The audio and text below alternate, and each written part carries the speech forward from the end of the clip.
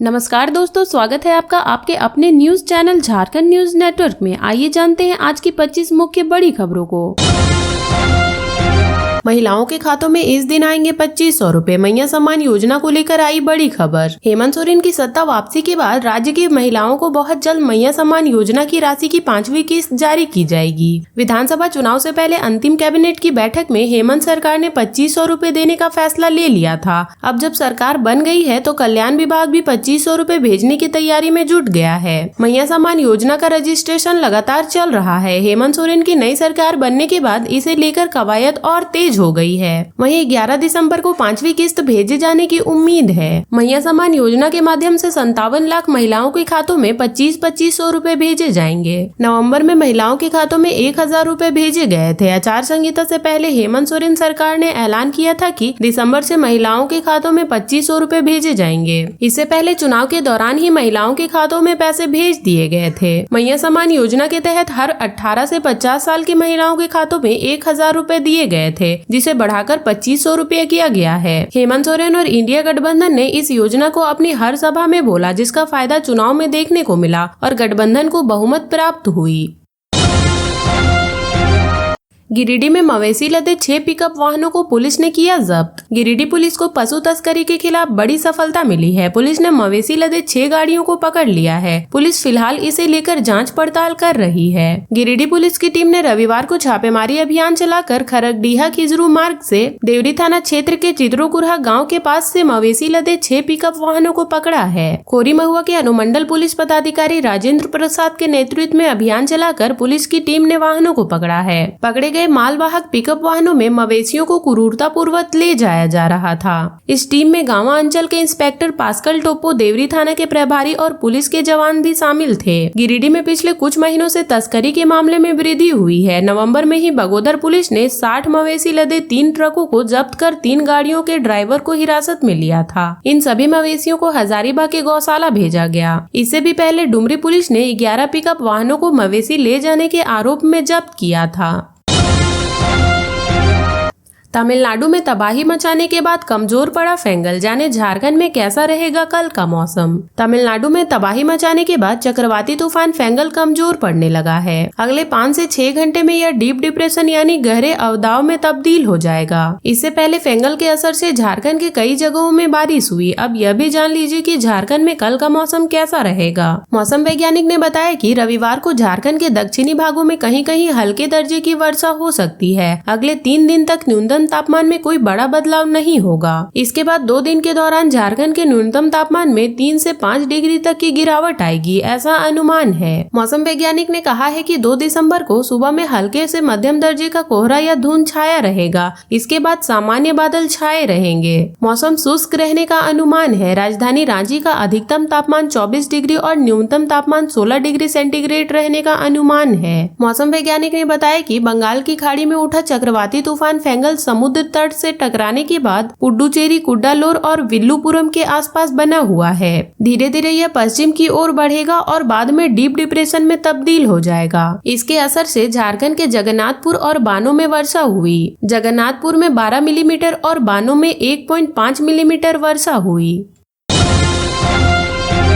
Rail पटरी पर मृत मिले झारखंड आंदोलनकारी वरुण चक्रवर्ती, शोक की लहर। अलग झारखंड राज्य के लिए आंदोलन करने वाले का शव रेलवे ट्रैक पर मिला है। झारखंड आंदोलनकारी का शव जमशेदपुर से सटे सरायकेला खरसावां जिले के कांड्रा चांडिल रेलवे स्टेशन के बीच कांड्रा थाना अंतर्गत पोल संख्या 290/S4 के पास मिला है। मृतक की पहचान वरुण चक्रवर्ती के रूप में हुई है। वह कांड्रा SKG कॉलोनी में रहते थे। पुलिस ने शव को कब्जे में लेकर पोस्टमार्टम के लिए भेज दिया है। साथ वरुण चक्रवर्ती की मौत की जांच में जुट गई है। चक्रवर्ती ने झारखंड आंदोलन में अहम भूमिका निभाई थी। अलग झारखंड राज्य के लिए आंदोलन की वजह से उन्होंने करीब 40 वर्ष पहले अपना घर छोड़कर कांड्रा में ही रहने लगे थे। उन्हें झारखंड आंदोलनकारी के रूप में पेंशन भी मिल रही थी। उनका शव रेल पटरी से बरामद होने से लोगों में शोक की लहर है।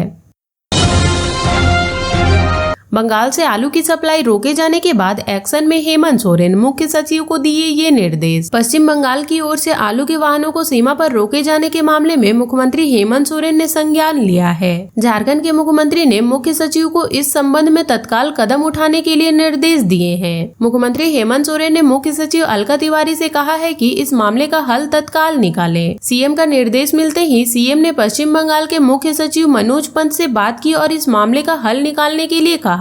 पश्चिम बंगाल के मुख्य सचिव ने झारखंड के मुख्य सचिव अलका तिवारी को भरोसा दिलाया कि जल्द ही एक कमेटी का गठन करके आलू की सप्लाई रोके जाने के मामले में निष्पादन किया जाएगा। पश्चिम बंगाल ने आलू के ट्रकों को झारखंड आने से रोक दिया था। इसी वजह से झारखंड में आलू की कीमतें बढ़ गई है। दूसरी ओर आलू को सीमा पर रोके जाने की वजह से ट्रक में आलू सड़ने लगे हैं। एक ओर झारखंड के आम लोग आलू की ऊंची कीमतों से परेशान है, तो दूसरी ओर आलू के व्यापारी भी नुकसान झेलने को विवश है। बंगाल सरकार ने कीमतों को नियंत्रण में रखने के लिए अन्य राज्यों को आलू सप्लाई बंद कर दी है।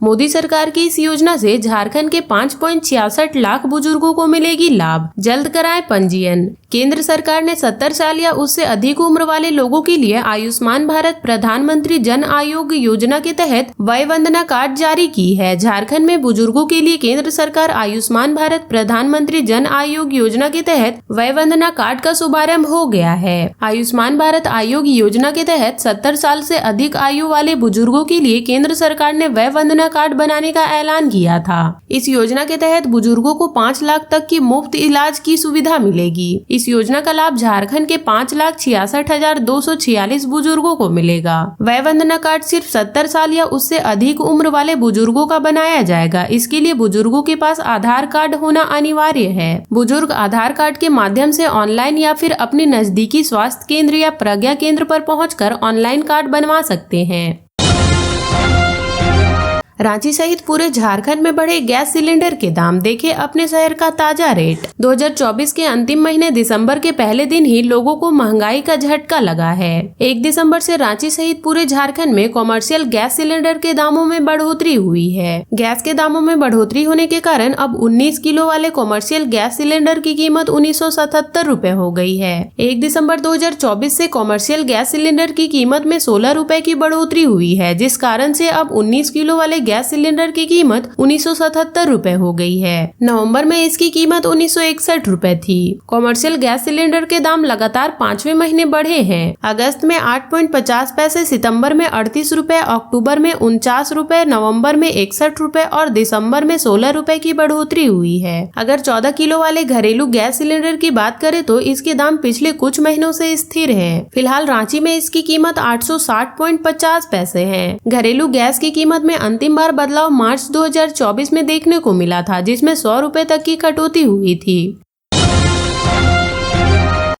झारखंड में लागू कराएंगे एनआरसी। बांग्लादेशी घुसपैठियों के मुद्दे पर बरसे निशिकांत दुबे। विधानसभा चुनाव खत्म होने के बाद भी बीजेपी लगातार झामुमो और हेमंत सरकार पर हमलावर है। बीजेपी लगातार बांग्लादेशी घुसपैठियों के मुद्दे उठा रही है। इसी क्रम में गोड्डा सांसद निशिकांत दुबे ने बड़ा बयान दिया है। उन्होंने कहा कि हम राज्य में एनआरसी लागू कराएंगे और बांग्लादेशी घुसपैठियों को बोरा में बंद करके बाहर करेंगे। हेमंत सरकार को घेरते हुए कहा कि चुनाव खत्म होने के बाद मंदिरों पर हमला किया जा रहा है। लगातार बीजेपी कार्यकर्ताओं को निशाना बनाया जा रहा है। दुबे ने कहा कि बीजेपी इन सभी घटनाक्रमों से डरने वाले नहीं है और बीजेपी कार्यकर्ता जब तक जिंदा है तब तक हिंदुओं के हित में बात करेंगे। गोड्डा सांसद ने पुलिस पर आरोप लगाया कि आरोपियों पर पहले कार्रवाई नहीं की गई, लेकिन मेरे आने के बाद आनन फानन में पुलिस ने 3 आरोपियों को गिरफ्तार किया है। बाद में मंदिर में तोड़फोड़ मामले में पुलिस ने अब तक 3 आरोपियों को गिरफ्तार किया है। दुबे ने कहा कि इन अपराधियों को सिर्फ पकड़ने से नहीं होगा, बल्कि उन्हें उम्र कैद की सजा देनी होगी। जब तक इन अपराधियों को उम्र कैद की सजा नहीं होगी तब तक बीजेपी चैन से नहीं बैठेगी। निशिकांत दुबे ने कहा कि हमारे लिए बांग्लादेश घुसपैठ का मुद्दा चुनावी मुद्दा नहीं है, हम लगातार इस मामले को उठाते रहेंगे। दुबे ने कहा कि आदिवासियों का आबादी लगातार घटती जा रही है। आदिवासियों की आबादी 45% से घटकर 28% हो गई है और मुसलमानों की जो जनसंख्या है वह 9% से बढ़कर 24% हो गई है। ये बांग्लादेशी घुसपैठिए हैं। दुबे ने कहा कि चंपई सोरेन जनवरी से आंदोलन करेंगे।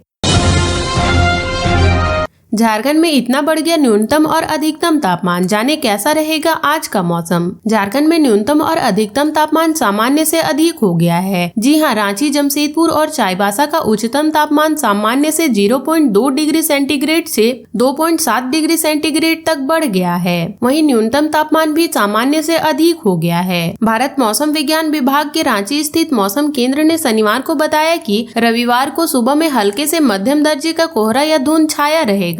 कोहरा और धुंध छटने के बाद आसमान में आंशिक बादल छाए रहेंगे। मौसम शुष्क ही बना रहेगा। मौसम विभाग के मुताबिक पिछले 24 घंटे के दौरान जमशेदपुर में न्यूनतम तापमान सामान्य से 5 डिग्री सेंटीग्रेड अधिक रिकॉर्ड किया गया है। राजधानी रांची का न्यूनतम तापमान सामान्य से 1 डिग्री अधिक रहा तो चाईबासा का 2.7 डिग्री सेंटीग्रेड दर्ज किया गया। मौसम विभाग ने कहा कि पिछले 24 घंटे के दौरान झारखंड का मौसम शुष्क रहेगा। गोड्डा का अधिकतम तापमान राज्य में सबसे अधिक रहा, जबकि हजारीबाग का न्यूनतम तापमान सबसे कम रहा। गोड्डा का उच्चतम तापमान 29.4 डिग्री सेंटीग्रेड रहा, जबकि हजारीबाग का न्यूनतम तापमान 10.8 डिग्री सेंटीग्रेड दर्ज किया गया। झारखंड में 3 दिन से शव के साथ रोड जाम कर बैठे ग्रामीण, वाहनों की लगी लंबी कतार। झारखंड के चतरा जिले में 3 दिन से एक युवक के शव के साथ ग्रामीण रोड जाम कर बैठे हैं। इलाके में बढ़ती सड़क दुर्घटनाओं के विरोध में इन लोगों ने रोड को जाम कर रखा है। लोगों की मांग है कि इन सड़क में डंपर का परिचालन पूरी तरह से बंद किया जाए। अंचल अधिकारी के समझाने के बाद भी लोगों ने आंदोलन वापस नहीं लिया। कल्याणपुर चौक पर भी बैरियर लगा दिया गया है। इससे काफी संख्या में वाहन फंसे हुए हैं। कई यात्री बसें भी जाम में फंसे हुए हैं। कुछ यात्री कल्याणपुर से पैदल ही टंडवा जा रहे हैं। ग्रामीण पिपरवार टंडवा मार्ग के कारो गांव में सामियाना लगाकर धरना दे रहे हैं। ग्रामीणों का कहना है कि टंडवा, पिपरवार और खरारी के 30 किलोमीटर के रेडिएशन में आए दिन दुर्घटनाएं होती रहती हैं। डंपर चालकों की लापरवाही की वजह से दुर्घटना होती है। 3 साल से करीब 30 लोगों की मौत हो चुकी है। बावजूद इसके प्रशासन की नींद नहीं खुल रही। शुक्रवार को कारो गांव में पिपरवार महाविद्यालय के पास मोटरसाइकिल से जा रहे दीपक उरांव की दुर्घटना में मौत हो गई। 15 साल पहले उसके पिता परमेश्वर उरांव की भी मौत हो गई थी। दीपक उरांव अपने परिवार का इकलौता कमाऊ सदस्य था। उसकी 2 बहनें भी हैं। शुक्रवार की रात को करीब 8 बजे अज्ञात वाहन ने उसे ठोकर मार दी थी, जिसके बाद उसकी मौत हो गई। इसके क्रोध में ग्रामीणों ने यह कदम उठाया है। ग्रामीणों ने बताया कि टंडवा, पिपरवार और खलारी तक कोयला लेकर डंपर जाते हैं। दुर्घटना के बाद से लोग आक्रोशित हैं। इस रास्ते से ट्रांसपोर्टिंग बंद करने की ग्रामीण मांग कर रहे हैं। कोयले की ढुलाई टंडवा से बड़का सराय, रामगढ़, पतरातू, खलारी तक होती है। अंचल अधिकारी ने रविवार को लोगों को समझाने की कोशिश की और कहा कि वह इस इलाके में नो एंट्री की व्यवस्था करवा देते हैं, लेकिन लोग इस पर नहीं माने। धरना प्रदर्शन कर रहे लोगों ने बताया कि टंडवा पिपरवार रोड से एनटीपीसी के फ्लाई ऐश की भी ढुलाई होती है। इससे प्रदूषण भी फैलता है और सड़क दुर्घटनाएं भी होती है।